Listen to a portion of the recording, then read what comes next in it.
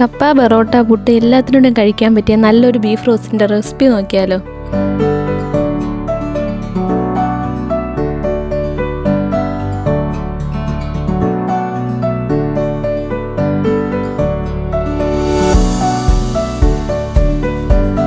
കഴുകി വൃത്തിയാക്കി 1 kilo beef എടുത്തിട്ടുണ്ട്. ഇതിലേക്ക് ആവശ്യത്തിനുള്ള ഉപ്പ്, മഞ്ഞൾപ്പൊടി, മുളക് പൊടി, മല്ലിപ്പൊടി, കുരുമുളക് പൊടി എന്നിവ ചേർത്ത് നന്നായിട്ട് തിരുമ്മി വയ്ക്കണം.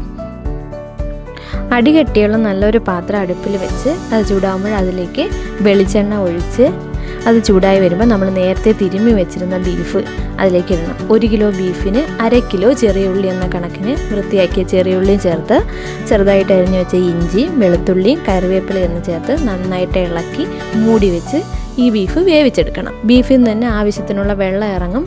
എക്സ്ട്രാ വെള്ളം ഒഴിക്കേണ്ട ആവശ്യമൊന്നുമില്ല. അടച്ചു വെച്ച് നന്നായിട്ട് ഇത് വേവിച്ചെടുക്കണം. ബീഫ് നന്നായിട്ട് വെന്ത് വെള്ളമൊക്കെ വറ്റി വരുമ്പോഴത്തേക്ക് നമുക്കിത് മാറ്റി വയ്ക്കാം. അടുത്തത് നമുക്ക് ഈ ബീഫിൽ ചേർക്കാൻ വേണ്ടിയിട്ട് ഒരു മസാല തയ്യാറാക്കാം. മറ്റൊരു പാത്രം അടുപ്പിൽ വെച്ച് വെളിച്ചെണ്ണ ഒഴിച്ച് കടുക് പൊട്ടിച്ച് തേങ്ങാക്കൊത്തിട്ട് മൂപ്പിച്ചെടുക്കാം. തേങ്ങാക്കൊത്ത് നന്നായിട്ട് മൂത്ത് ചുവന്ന് വരുമ്പോഴത്തേക്ക് അതിനകത്തേക്ക് ചതച്ച് ഇഞ്ചിയും വെളുത്തുള്ളിയും ചേർത്ത് വഴറ്റാം.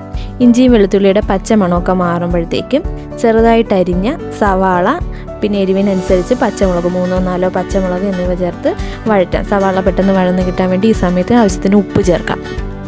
സവാള നന്നായിട്ട് വഴന്ന് വരണം. നല്ല ബ്രൗൺ നിറമാണ്. അങ്ങനെ നന്നായിട്ട് വഴന്ന് ബ്രൗൺ നിറമാകുമ്പോഴത്തേക്കും അതിനകത്തേക്ക് ആവശ്യത്തിനുള്ള മഞ്ഞൾപ്പൊടി, മുളക് പൊടി, മല്ലിപ്പൊടി, ഗരം മസാല, വളരെ കുറച്ച് ഉലുവാപ്പൊടി, കുരുമുളക് പൊടി എന്നിവ ചേർത്ത് നന്നായിട്ട് മൂപ്പിച്ചെടുക്കണം.